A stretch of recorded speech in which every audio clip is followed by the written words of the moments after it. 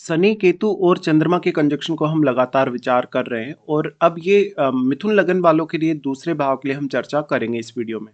तो दूसरे भाव में देखा जाए तो अब ये चंद्रमा का घर है और चंद्रमा के घर में जब शनि, केतु चंद्रमा के ही साथ स्थित हों, तो सबसे ज़्यादा जो इम्पैक्ट पड़ेगा वो चंद्रमा पर पड़ेगा ही, क्योंकि चंद्रमा वैसे भी काफ़ी ज़्यादा सॉफ्ट प्लैनेट है। इस वजह से जातक अपने धन, अपनी संपत्ति को मैनेज करने में बिल्कुल भी सक्षम नहीं होगा।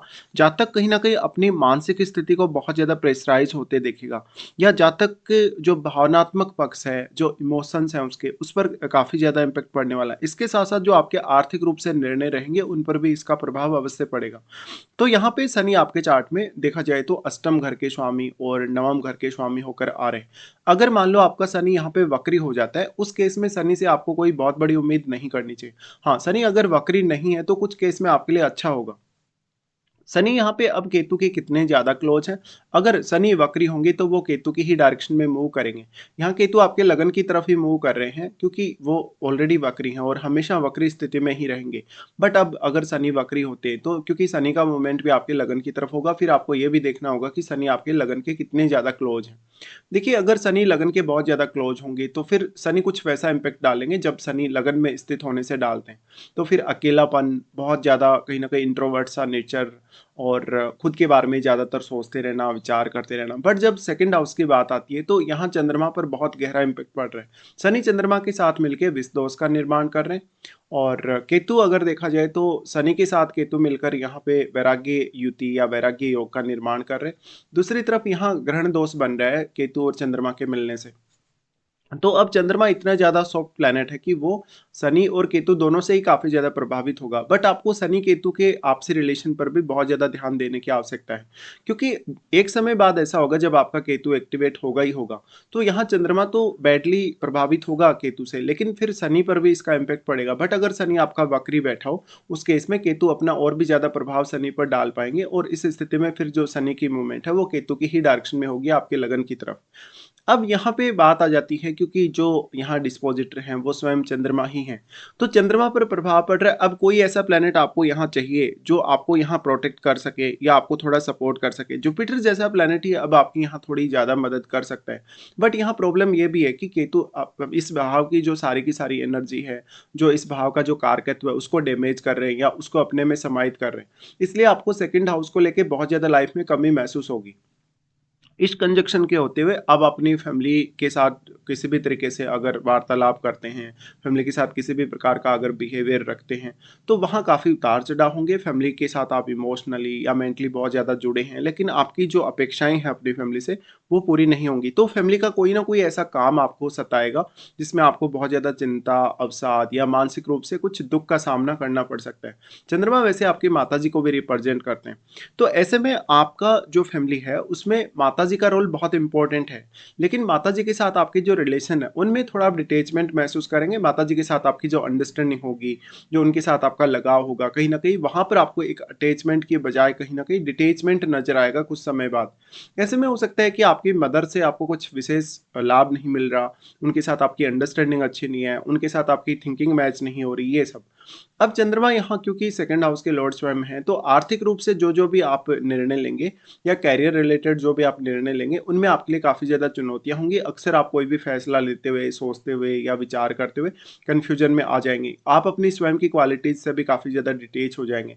वैसे ये घर वाणी का भी है, तो आप अपनी वाणी की जो क्वालिटी है, उससे भी काफ़ी ज़्यादा डिटैच होंगे, खुद पर बहुत ज़्यादा शक करने लगेंगे, खुद के फैसलों पर भी आप बहुत ज़्यादा डाउट करने लगेंगे। तो इस प्रकार का जो व्यक्ति होता है, वो भावनात्मक रूप से अगर प्रैक्टिकल बने हो, तो उसके लिए ज़्यादा अच्छा है, क्योंकि यहाँ पर आपको इमोशनली एक डिटैचमेंट वाली फीलिंग आ सकती है इस कंजक्शन के होते हुए। नॉर्मली देखा जाए तो शनि विरक्ति को रिप्रेजेंट करते हैं जब भी वो केतु के साथ कंजक्शन में आते हैं। इस वजह से जातक कहीं न कहीं अपनी भावनाओं को बहुत ज़्यादा दबाने वाला हो सकता है। हो सकता है कि वो अपनी फीलिंग्स को अपनी फैमिली के साथ या अपनी मदर के साथ बहुत अच्छे से शेयर नहीं कर पा रहा, या जातक के अंतर्मन में कुछ और ही चल रहा है। ऐसा जातक फिर एक समय बाद अपनी फैमिली से दूर होने की कोशिश करेगा या वो अकेलेपन में रहने की कोशिश करेगा। इस प्रकार का जातक कहीं न कहीं बहुत ज़्यादा जीवन में अकेलापन महसूस कर सकता है, वो एकांत में जा सकता है, साथ ही साथ उसको काफ़ी ज़्यादा नेगेटिव थॉट्स आ सकते हैं, इवन उसको काफ़ी ज़्यादा सुसाइडल थॉट्स भी आ सकते हैं। लेकिन उसके लिए फिर अगर आपको सुसाइडल थॉट्स आते हैं, तो हो सकता है आपका लग्नेश भी बहुत मजबूत स्थिति में ना हो चार्ट में। देखिए, अब यहाँ पे जो तीनों ग्रहों का कंजंक्शन बना, तो आपके लिए किसी भी रिश्ते में बहुत ज़्यादा अटैच होना या किसी भी रिश्ते में इमोशनली बहुत ज़्यादा अटैच होना, ये उतना ज़्यादा कहीं न कहीं अच्छा नहीं है। या आप यहाँ पे ये बोल सकते हैं कि आप मेंटली या इमोशनली जितना ज़्यादा प्रेशर लेंगे किसी भी रिश्ते के लिए, वही आपके लिए दिक्कत में होगा। निश्चित तौर पे अब शनि क्योंकि आपके चार्ट में अष्टमेश और नवम घर के स्वामी हैं, तो शनि अगर वक्री हो गए, तो आपका अष्टम भाव से भी और नवम भाव से भी कोई खास गेन आपको नहीं मिलने वाला। फिर आपको सिर्फ ये डिपेंडेंसी रखनी पड़ेगी कि यहाँ पर जो प्लैनेट आपके अष्टम और नवम में बैठे हैं, वही कुछ आपको यहाँ प्रदान कर सकते हैं। बट शनि अगर आपका वक्री नहीं है, तो कुछ केस में निश्चित तौर पे आप अपने खुद के हार्ड वर्क के बल पे, खुद की मेहनत के बल पे कुछ हद तक ज्ञान और धन के मामलों में कुछ सफलता हासिल कर पाएँगे। शनि वैसे कर्म कारक ग्रह हैं और कर्म कारक होने की वजह से शनि अगर वक्री ना है यहाँ पे, तो जातक लगभग अपनी 25 की एज या इवन 30 की एज तक काफ़ी ज़्यादा प्रयास करता है, कुछ हद तक वो सफल हो भी पाता है। लेकिन एक समय बाद जब आपका केतु एक्टिवेट होगा या जब आप स्वयं को रियलाइज़ करेंगे, जब आपको एकदम से रियलिटी का पता लगेगा, तो आपके अपेक्षाओं के हिसाब से आपका लाइफ नहीं चल रहा, आपको ऐसा लगने लगेगा। साथ-साथ में फिर और कौन-कौन से प्लैनेट्स का यहाँ प्रभाव है, वो भी आपको देख लेना होगा। एक्चुअल में अगर देखा जाए तो जातक का जो शनि के यहाँ आने से जो वाणी है, वो थोड़ा कटु हो सकता है या बहुत साफ बात बोलने वाला हो सकता है। इस वजह से आपका जो एक्सपेक्टेशन है वो कहीं न कहीं बहुत ज़्यादा रहेगा और आपके आर्थिक रूप से चुनौतियाँ काफ़ी ज़्यादा आ सकती हैं क्योंकि आप अपने खर्चों को मैनेज करने, अपनी इनकम को मैनेज करने में उतने ज़्यादा सक्षम नहीं हैं। तो यहाँ बौद्धिक तौर पे अब आपको बहुत ज़्यादा संतुलन बनाना होगा। साथ-साथ में जातक आध्यात्मिक रूप से भी काफ़ी ज़्यादा अपने आप को डेवलप होते हुए देखेगा। ऐसा जातक कोई भी इस प्रकार के विषयों में जहाँ पर आपको बहुत गहनता से जाँच-पड़ताल करनी पड़ती है या कुछ इस प्रकार का कार्य करना पड़ता है जहाँ पर आपको सेम सेम काम को बहुत लंबे समय तक रिपीट करना पड़ता है। उन मामलों में ज़रूर थोड़े आप सफल हो सकते हैं। इस प्रकार का कंजक्शन बनेगा तो वित्तीय स्थिरता या फाइनेंशियल स्टेबिलिटी पाने के लिए आपको बहुत ज़्यादा चुनौतियाँ हो सकती हैं। इस प्रकार का जातक अगर कर्ज वगैरह ले ले, अगर वो स्टॉक मार्केट रिलेटेड कुछ काम करे, लॉटरी वगैरह करे, सट्टा वगैरह करे, तो वो बहुत बड़ा नुकसान उठा सकता है। अब यहाँ पे मेन बात आ जाती है कि आप जो अपनी फैमिली की रिक्वायरमेंट है उसको कैसे पूरा करेंगे या आपकी फैमिली की धन से जुड़ी हुई जो रिक्वायरमेंट्स है वो कैसे पूरी होंगी। वास्तव में जातक अपनी फैमिली के साथ इस बात को लेके काफ़ी ज़्यादा चुनौतियों में आ जाता है। साथ ही साथ जातक अपने करियर में भी बहुत ज़्यादा स्टेबिलिटी नहीं देख पाता। तो अब जातक ये कोशिश करता है कि कहीं न कहीं वो फैमिली से अलग हो, वो स्वयं को थोड़ा-सा टाइम दे और खुद के लिए थोड़ा-सा सोचे। बट यहाँ आपका चंद्रमा काफ़ी ज़्यादा डिस्टर्ब है, शनि से भी वो प्रभावित है और केतु से भी। इसलिए आप उतने ज़्यादा अपने आप को खुद से कनेक्ट नहीं कर पाते इमोशनली। तो आपके लिए सोचना, विचार करना ये काफ़ी ज़्यादा मुश्किल होता जाता है। अब देखिए यहाँ पे मुख्य तौर पे अगर देखा जाए तो इस प्रकार के कंजक्शन में जातक को इंट्यूशन बहुत अच्छा हो सकता है। जातक का क्योंकि जो इन तीनों का प्रभाव है वो आपके अष्टम पे होगा और अष्टमेश यहाँ पे खुद शनि है ही वैसे भी। निश्चित तौर पे आपके लिए कहीं न कहीं कुछ पूजा-पाठ, ध्यान, साधना ऐसे कार्यों में आपका मन फिर भी लग सकता है।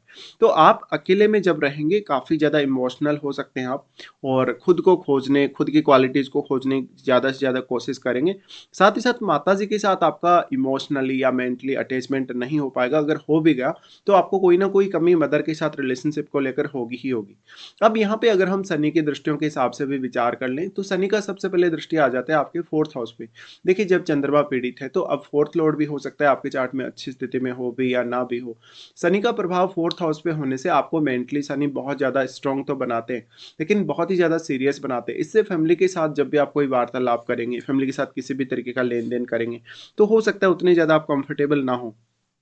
यहाँ पे फिर आपका जो स्टडीज़ वगैरह है स्टार्टिंग में, जब आपका जन्म हुआ उसके बाद से जो आपका स्कूल एजुकेशन स्टार्ट हुआ और जब आपने स्टडी स्टार्ट किया अपना, तो उसमें कभी-कभी डिले हो सकता है या शुरुआत में आपकी स्टडीज़ उतनी अच्छी नहीं रही हो, फैमिली का माहौल आपके लिए उतना ज़्यादा सपोर्टिव ना रहा हो, ऐसा हो सकता है। इसके साथ-साथ यहाँ फिर बैठा हुआ जो प्लैनेट होगा आपके 4th हाउस में, उसको लेकर भी आप में बहुत ज़्यादा डेडिकेशन और अनुशासन होने की संभावना है। साथ ही साथ फिर यहाँ वैसे तो तीनों का ही प्रभाव आपके अष्टम पे है, बट अष्टम में आपके राहु भी स्थित होंगे। देखिए राहु स्थित होंगे तो अगर शनि वक्री हो गए तो राहु आपको कुछ खास यहाँ नहीं देने वाले। बट अगर शनि वक्री ना हो उस स्थिति में राहु से भी कुछ आप अच्छे रिजल्ट ज़रूर एक्सपेक्ट कर सकते हैं, स्पेशली अपनी हायर स्टडीज़ के लिए। एक्चुअली यहाँ पर जो राहु है वो मैरिड लाइफ के लिए तो अच्छा नहीं है, लेकिन स्टडी वगैरह कुछ नया सीखने, कुछ नया एक्सप्लोर करने, कुछ नए अनुभव पाने के लिए एक बहुत अच्छी प्लेसमेंट फिर भी मानी जा सकती है। इस प्रकार का जो राहु होगा आपको रिश्तों में बहुत ज़्यादा कन्फ्यूजन में डालेगा। इवन आपके जो फाइनेंशियल कंडीशन है आपकी जो फैमिली है, लाइफ़स्टाइल है, उसमें आपके इन-लॉज़ का बहुत बड़ा इंटरफेयर हो सकता है या इवन आपकी मैरिज में भी। बट मैरिज के लिए फिर आपको अपने सप्तमेश बृहस्पति को देखना होगा और सप्तम भाव में बैठे हुए प्लैनेट को भी। राहु का यहाँ पे जो प्लेसमेंट बन रहा है, राहु के साथ बैठा वगैरह अब इतना ज़्यादा सक्षम होगा कि वो यहाँ शनि, केतु और चंद्रमा को प्रभावित कर पाए, क्योंकि उस ग्रह की क्वालिटीज़ राहु के साथ रहते हुए बहुत ज़्यादा मल्टीप्लाई हुई हैं। इसलिए वही ग्रह ऐसा हो सकता है जो आपको यहाँ ज़्यादा से ज़्यादा अब सपोर्ट कर सकता है। फिर यहाँ से अगर देखा जाएगा तो जो चुनौतियाँ हैं आपके लिए मैरिज होने के बाद चुनौतियाँ थोड़ी ज़्यादा बढ़ जाएँगी, क्योंकि यहाँ ऑलरेडी राहु स्थित है। अगर स्त्री का चार्ट हो तो स्त्री काफ़ी ज़्यादा घबराने लगती है। कहीं न कहीं वो बहुत ज़्यादा इमोशनल ऑलरेडी होती ही हैं, तो निश्चित तौर पे उनकी मैरिड लाइफ़ के डिस्टर्ब होने का भी फिर खतरा बढ़ जाता है। इसके साथ-साथ यहाँ पे फिर शनि का दृष्टि आ जाता है आपके 11वें घर पे। देखिए 11वें घर पे शनि का दृष्टि है, शनि अगर वक्री होके बैठे हैं यहाँ पे, तो भी जातक कुछ ख़ास यहाँ नहीं कर पाता और अगर शनि बहुत ज़्यादा स्ट्रॉन्ग भी हो, वक्री ना हो, तो जातक को यहाँ काफ़ी डिले होता है क्योंकि शनि अपने नीच के घर पे अपनी ये दृष्टि डाल रहे हैं और वो वैसे भी चंद्रमा के घर में यहाँ बैठे हैं। निश्चित तौर पे जातक के लिए अपने 11th हाउस से रिलेटेड कुछ अच्छे रिज़ल्ट पाना बहुत ज़्यादा चुनौतीपूर्ण होगा। अब सिर्फ़ और सिर्फ़ आपको वही ग्रह मदद कर सकता है यहाँ पे, जो आपके 11वें घर में बैठा है या 11वें घर पे किसी भी अन्य प्लैनेट का प्रभाव हो, तो वो ग्रह आपको मदद कर सकता है। अगर एक्चुअल में यहाँ जुपिटर बैठे हों आपके, अगर यहाँ पे सूर्य जैसा प्लैनेट बैठा हो आपके 11वें घर में या इवन मंगल जैसा प्लैनेट बैठा हो, तब आपको ज़्यादा अच्छी यहाँ सफलता मिल सकती है अपने अर्निंग के लिए या अपने नेटवर्क के लिए। इस प्रकार से शनि की दृष्टि यहाँ पड़ रही है, तो जहाँ तक अपने नेटवर्क में जुड़े लोगों से थोड़ा डिटैच सा हो जाता है। जहाँ तक उनके साथ जब भी अपना कोई भी बात रखता है या अपना अपने आप को जब जातक रिप्रेज़ेंट करता है, तो या तो वो अच्छे से रिप्रेज़ेंट नहीं कर पाता या तो वो इमोशनली, मेंटली उतना ज़्यादा यहाँ कनेक्ट नहीं हो पाता। तो बहुत सारी ऐसी एक्सपेक्टेशन जो आप फ़ील करेंगे कि आपकी वो काफ़ी अधूरी रही हैं, आपकी वो पूरी नहीं हो पाई किसी न किसी रीज़न से। एक बहुत ही ज़्यादा लेकिन ये चैलेंजिंग कंजंक्शन माना जा सकता है। इसके साथ-साथ फिर आपको अपनी महादशा पर भी विचार करना होगा।